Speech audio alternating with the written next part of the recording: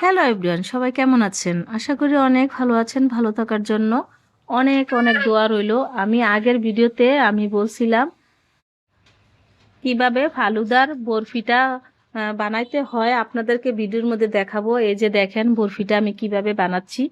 তো এই ভিডিওতে আমি দেখাবো বরফিটা কিভাবে তৈরি করতে হয়। তাহলে আপনারা দেখতে থাকুন বরফি কিভাবে বানানো লাগে। ফালুদার বরফিটা, এই বরফিটা আসলে ফালুদার মধ্যে দিলে খুবই স্বাদ হয়। আপনার ফালুদার স্বাদটাই আলাদা বেড়ে যায় এই বরফিটা দিলে। এই বরফিটা যদি ফালুদা বানানোর সময় আপনারা বরফিটা না দেন, তাইলে ফালুদার স্বাদটা আসে না। এই বরফিটা দিলে ফালুদার মনে করেন খাওয়ার স্বাদটাই বেড়ে যায়। এটা হলো মেন, ফালুদার মেন হলো এটা। এই বরফিটা না দিলে আপনারা খেয়ে মজা পাবেন না।